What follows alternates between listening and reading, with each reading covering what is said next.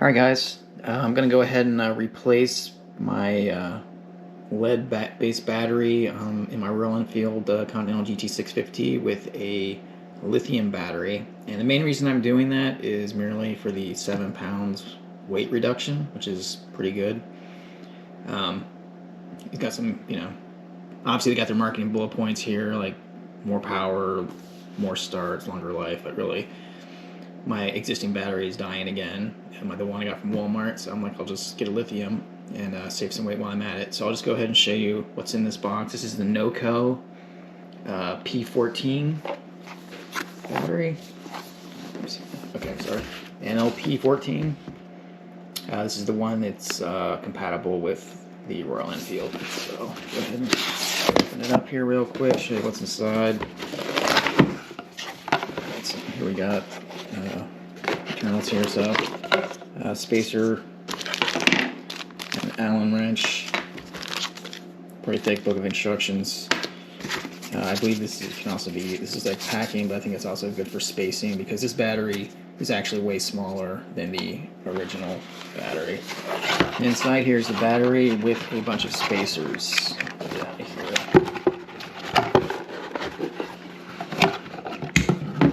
So basically, this is the battery itself, and the rest of this stuff is just to make it fit right where you're gonna put it. And it's pretty light. It's weighs about, I think, 3 pounds or so, and the original battery that's in there weighs about 10, so it's like a 7-pound savings. When I pull out the original battery, well, the battery's in there now, we'll just have to figure out the best configuration of these spacers. So also, here's the terminals on it. These are a little bit different than the stock ones. There's all kinds of different ways you can screw into this. With this, you have to take the screw here.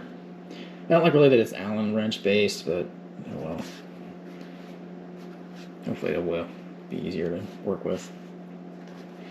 So the price of this total. Also got the charger with it because you can't always use a lead battery charger with lithium, or the one I had like a Optimate charger, and it just specifically didn't say it was good with lithium, and some of the comments I read said it wasn't, so I went ahead and sprung for their charger there. So it's their lowest end Genius 1 charger, but I'm really just going to need it for maintenance, I think.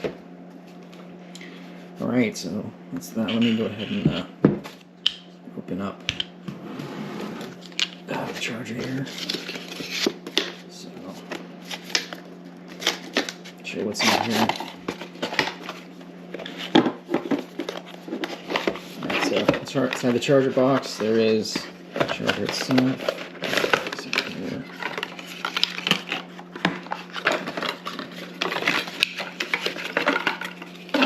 So this is the part that plugs in to the wall, got a cable, and it's got this proprietary connector here on the end of this. And here you have the other end that plugs in to that proprietary connector.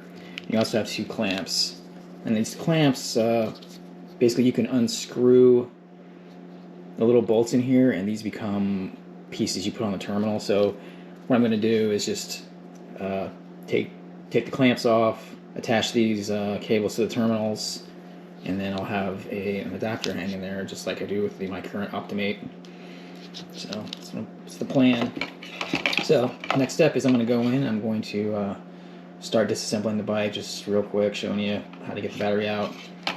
Then I'll compare the two a little bit, weigh them, verify that my 7-pound estimate is correct, and build the correct size battery to fit inside of the current battery location, and then I should be able to get it all set up. Thanks. Alright guys, really quickly, I realized I forgot to tell you how much I actually paid for this. The charger and this battery were $172 together from Amazon, and you can really pay up to $300 for, depending on what quality of battery you're looking for. You can get like a battery for $200 and the charger for $100. So you can go kind of crazy if you want, but I don't think I needed to go to that extent to get a lithium battery. So I'm with this brand and this charger. All right.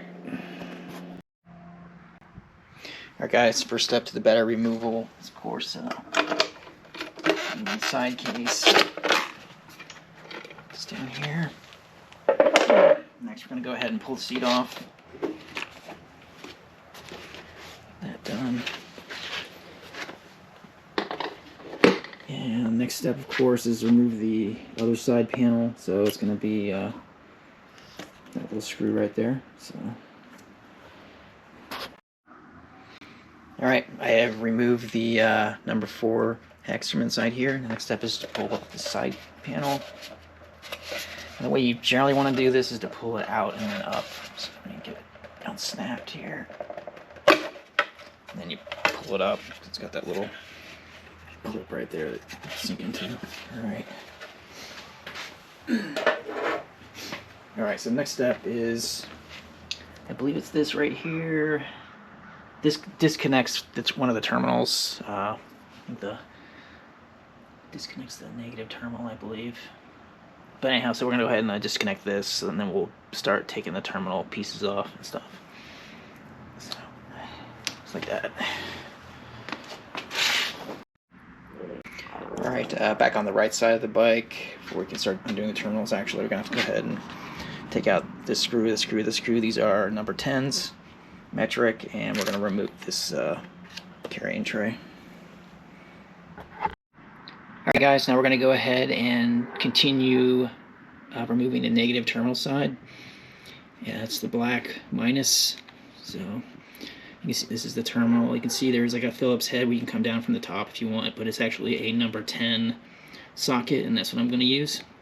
So go ahead and disconnect that. I've already disconnected this here to keep it from sparking. Alright, now I'm on the right side of the bike, and this is the red positive terminal. I'm going to go ahead and disconnect that. You know, yours may not be the same screws I have because this is an aftermarket battery, but I'm going to use my 10mm socket again on this one. Alright guys, I got the red positive terminal off, and next step is to pull this strap here down and unhook it from this buckle. Alright guys, buckle's off. Next step is to take out this number 5 hex, and we're going to remove this whole buckle thing here, this whole plate. Alright guys, this is the plate. Pulled it out. It's got this little clamp here. One side sinks into that little hole, and it's a screw. So next step is to slide the battery out. Alright guys, these are 2 batteries side by side. I went ahead and weighed them separately. It is a legit 7 pounds difference, which is pretty good. So now I've got to build the new one out to match the space that the old one filled, so everything looks good. And fortunately, these things are pretty close to the same exact depth here, so that's pretty good. And then they're also pretty close to the same exact width here. You can see that. So they're really close. So that's a good match. The only way we have to worry about is the height on these. So I took these 2 spacers. You get like 2 other ones that are random sizes. These ones are 2 mid-sized ones. They're pretty close to the same. And fits into the stack. Put them on the bottom of this battery. That's a pretty good match, if you ask me. So it should be a pretty direct fit. So I'm gonna go out there and slide this one in. These off. I'm gonna take these off because I'm not really sure how I'm gonna do this. Which screws I'm gonna use yet. I'll probably just use the top ones. But yeah, okay. So I'm gonna slide it in, and I'll get back to you. Alright guys, went ahead and came out here before I get started. I'm pulling out my old Optimate connections here. Just a positive, negative, this clip, and then the plug on the end. And I'm going to go ahead and pre-run the new one. So, alright, first little hiccup. I'm go ahead and removing these clamps. The Allen wrench that came with the set actually doesn't work on these little bolts in here, so they are 1/8. So future reference. Alright guys, I slid the new battery in. It's a perfect fit right back in the old slot. And now I'm going to go ahead and replace this bracket down here. Alright guys, battery slid in really well. Got the clamp back on, went ahead and locked it back down with a rubber strap. And I'm going to go ahead and start attaching the positive terminals. Also, before I put it in, I removed the screw that was on the top of both the terminals. up here, so it'll be easier just to continue working. So, and as a bonus, the old screws that run the old battery actually threaded into these side parts all the way, so I can actually use these too if I want. So, all right, I'm gonna go ahead and reattach the positive connections. Alright guys, I went ahead and did the positive side. One little hiccup was I had to swing this this lead around because of this flange on the side. There wasn't really anywhere for it to tuck in. So other than that, no big deal. I'll go ahead and do the negative side now. Alright guys, that's the negative side reconnected now also. I'm going to go ahead and reconnect these clips. And after that, before I start boxing everything up, I'm just going to make sure that it lights up when I turn the key. I seriously doubt this battery has much charge, or if any, in it, but I just want to make sure it's at least doing something. Alright, so all the leads are connected right now. I'm just going to go ahead and see if it lights up. Yep, alright, looks good. I'm gonna put it on the, I'm gonna put it back together, and then I'm gonna put it on the tender for a while because I seriously don't think it's charged very much. Alright. Alright guys, got it all hooked up.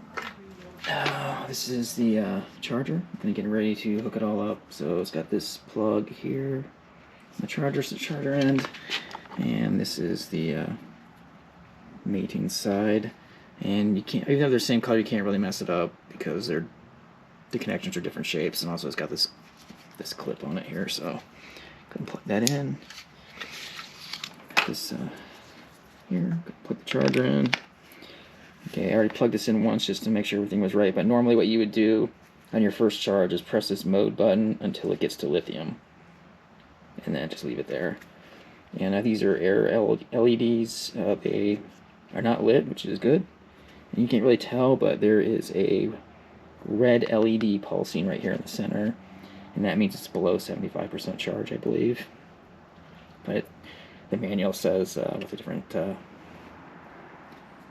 different LED signals mean. So I'm just gonna let it sit until it charges up, I guess. And because it's lithium, I'm gonna be leaving it on maintenance all the time over the winter. So, all right, guys. Well, thanks for watching. So it's 7 pounds less.